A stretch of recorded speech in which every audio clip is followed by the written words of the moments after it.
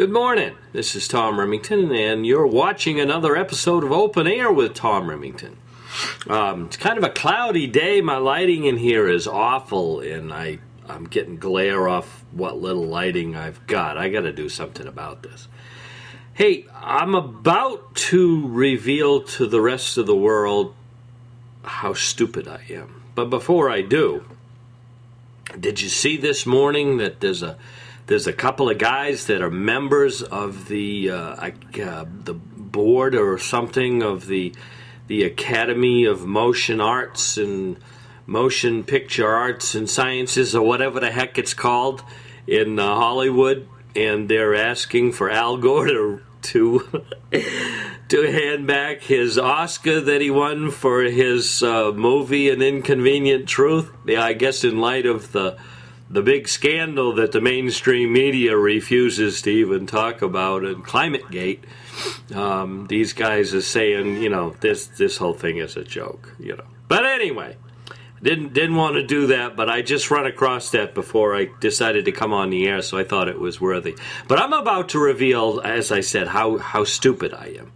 Now, I was a math major, but that doesn't matter. I'm still stupid. Okay. The new unemployment rate just came out this morning, and it dropped from 10.2% to 10%. Okay. Now, in its most simplest form, we lost 11,000 jobs. That was the net result, was a loss of 11,000 jobs. And the unemployment rate dropped 0.2 of a percentage point. So my son and I, we've been, instant messaging back and forth trying to understand the math on this thing, and I can't figure it out.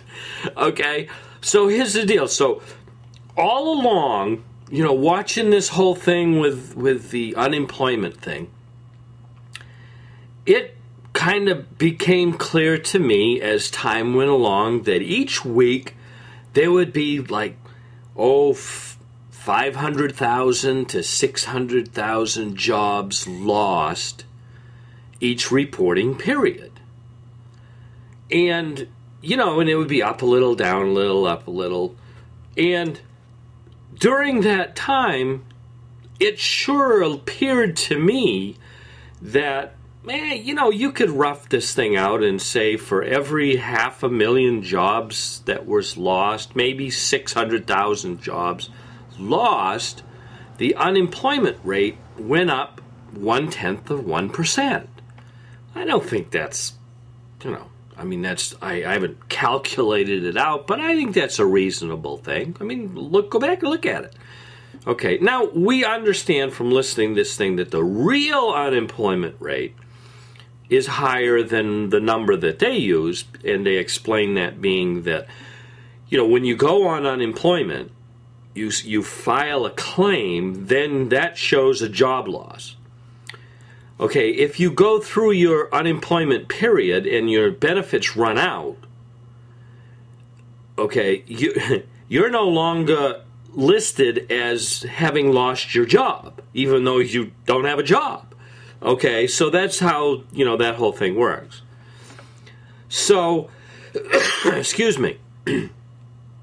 So here we have, we went along and it was 9.5%, it was 9.6, it was 9.8, it was 9.9, it was 10, went up to 10.2, and, and we're losing, 500,000, we're losing 400,000, we're losing 600,000, and it's inching up, 0.1%, or maybe it would jump a big 0.2%.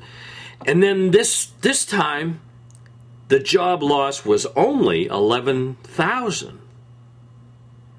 And the unemployment rate dropped 0.2%. How can that be? Now, there's things that you can factor in. Now, the way I figured it, if it dropped 0.2%, there must have been 1 million jobs created. Were there? There must have been. Or maybe there was just all of these people whose benefits ran out. And all of a sudden, there's no longer, these people. But still, there was 11,000 jobs lost. How can the unemployment rate continue? How can it drop when you still have job loss? I don't understand that. Is that like voodoo economics or something? I don't know. I'm stupid. I admit it. I'm stupid. But it just doesn't add up to me. And maybe somebody knows more than I do about this, and they can leave a comment here and explain the whole thing out to us dumb people who don't understand how when something keeps decreasing, it's going up, or when it's going up, it's decreasing. It doesn't make any sense to me. But I thought I'd throw that out there for you. And I got a couple of minutes here too, so I thought maybe I'd mention this thing about the what are they calling it, the White House gate crashers or something like that, the whatever, and the guy from the Secret Service. It's all my fault. Strictly my fault. It's the Secret Service's fault. Nobody else had anything to do with this thing. Maybe so, but I was listening to Glenn Beck a little while ago. I had to run out for a minute. I was listening to Glenn Beck, and these guys were laughing their heads off because it seems that three members of the Secret Service might lose their jobs because they let these people in and they weren't on the list. And their question was, these are Secret Service agents. Now, I've never been a Secret Service agent, but I'm not so dumb to think that these guys kind of read the Riot Act, that their job is to protect the President of the United States of America. And you can't do things like, I know you're not on the list, but come on in anyway, right? This doesn't make any sense. I told my wife I thought the whole thing was just a distraction anyway. I think it's a put-up job by the White House. I think they're all in it together. I think it's just a diversionary thing. Give the media, our lamestream media, something to do. Instead of, God forbid, let's not talk about ClimateGate. We don't want to do that. And, let's not talk about, the real issues with Obamacare and anything else. Let's focus on these, these people who crashed a party at the White House. And as a bonus, the media has just got to having a field day with Tiger Woods. I mean, this is important stuff. But anyway, hey, I'm running out of time, and thanks for tuning in.